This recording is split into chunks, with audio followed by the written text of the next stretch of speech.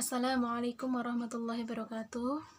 Nama saya Nisa Hudini Nabilah, NIM 05, Prodi Pendidikan Bahasa Arab. Di sini saya akan mereview jurnal sebagai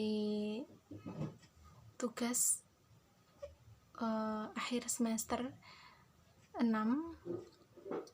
mata kuliah desain media pembelajaran bahasa Arab yang diampu oleh Ibu Muflihah SSMA. Jadi sebelumnya yang saya hormati Ibu Muflihah SSMA.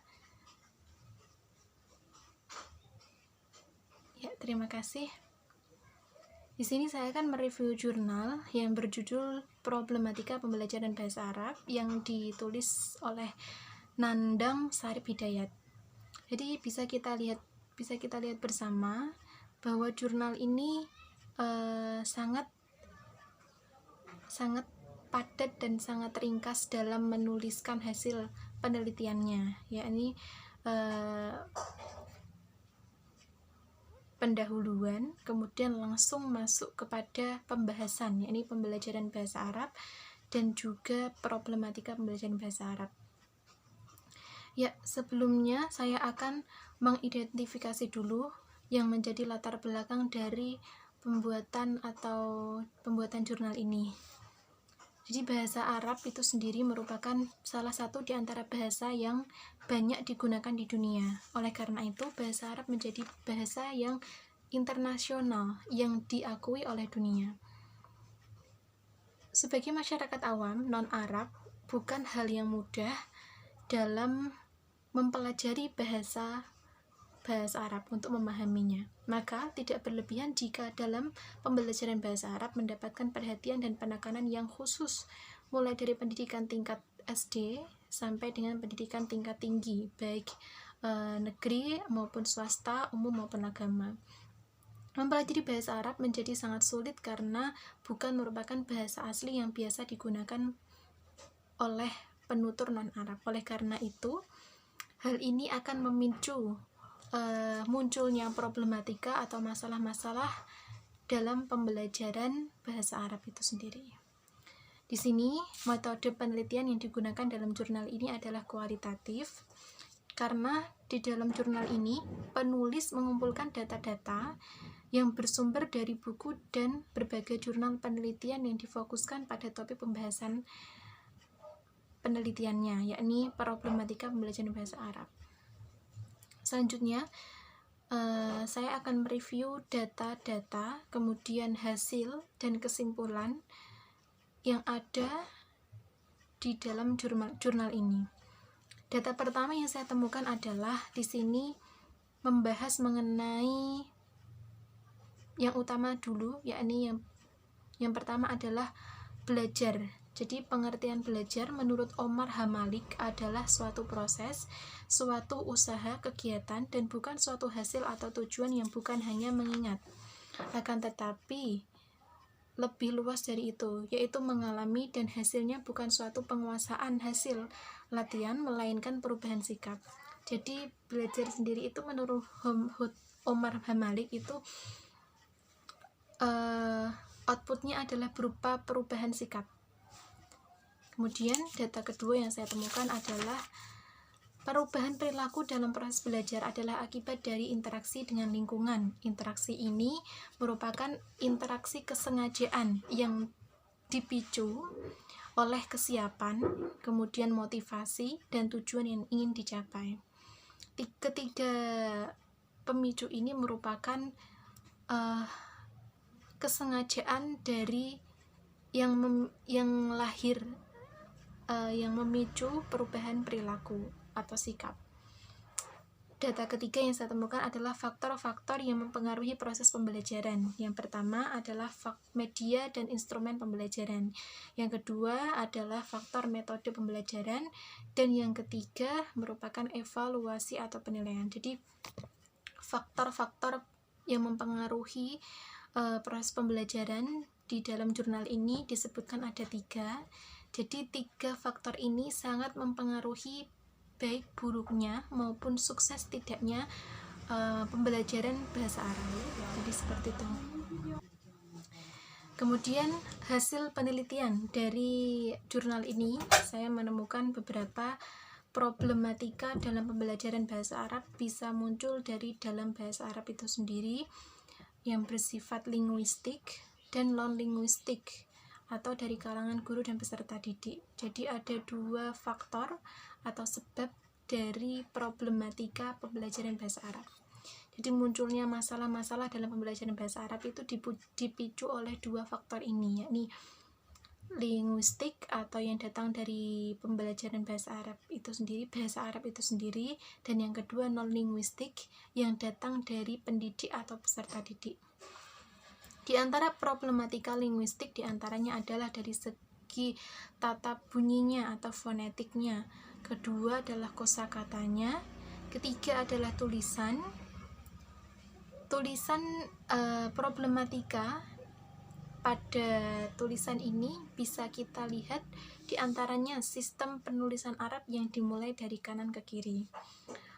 Oleh masyarakat non-Arab tentunya belum terbiasa dalam menulis menggunakan bahasa Arab, yakni kanan ke kiri. Seringnya adalah menulis Latin, yakni dari kiri ke kanan, sehingga perlu latihan secara terus-menerus dan berulang untuk menjadi terbiasa menulis dalam menggunakan bahasa Arab.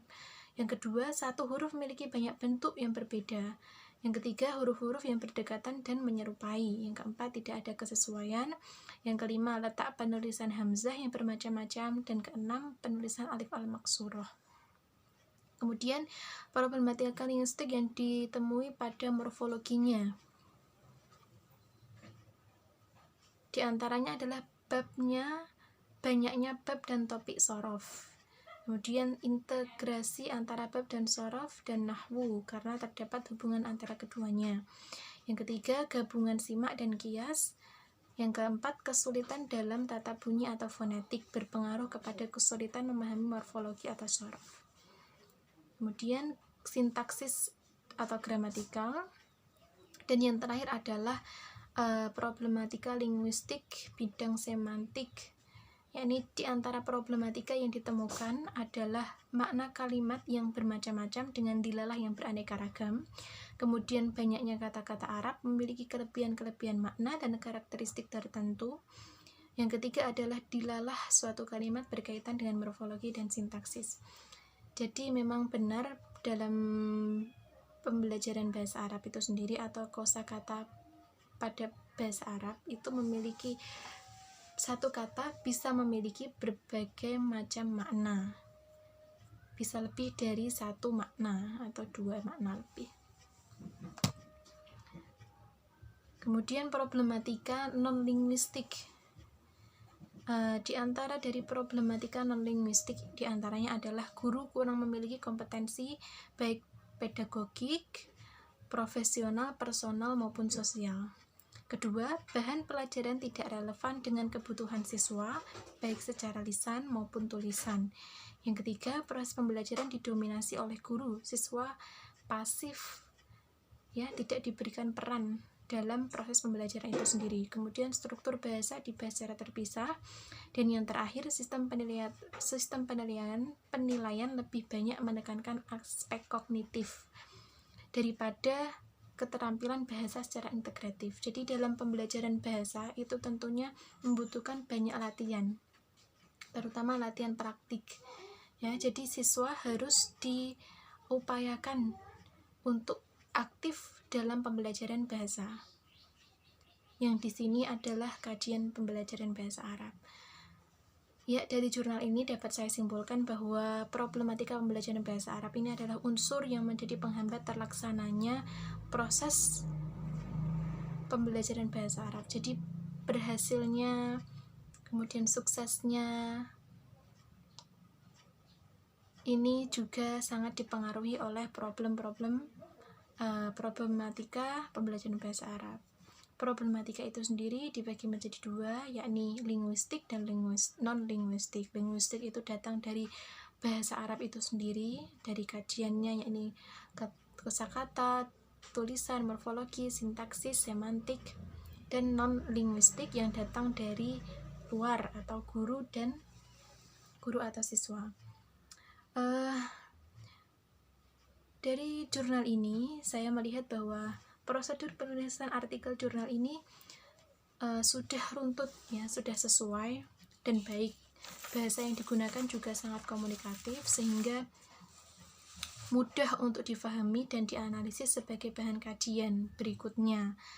Kemudian artikel jurnal ini sangat faktual isinya, jadi terkini. Jadi problematika pembelajaran bahasa Arab ini sangat faktual dan terkini karena pasti akan muncul problematika dan masalah dalam pembelajaran bahasa Arab, pasti, karena dari faktor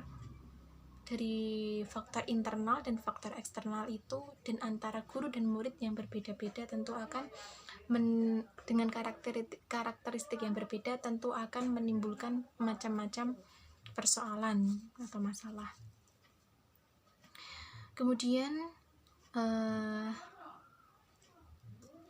pada bagian hasil penelitian ini yang merupakan bagian utama dari artikel penelitian, hasil dari penulisan pada jurnal ini cukup valid karena terlihat bahwa peneliti sangat detail dan teliti merinci mengkaji hasil-hasil analisis data yang telah ditemukan. Secara keseluruhan, jurnal ini bisa menjadi acuan atau referensi bagi sivitas akademika ya, untuk mengkaji atau untuk menjadikan ini sebagai bahan kajian pada tulisan-tulisan yang lainnya dalam pembelajaran. Ya, saya kira itu. Mohon maaf apabila ada apabila ada kata yang kurang berkenan di hati Ibu. Mohon bimbingan dan koreksinya. Terima kasih. Wassalamualaikum warahmatullahi wabarakatuh.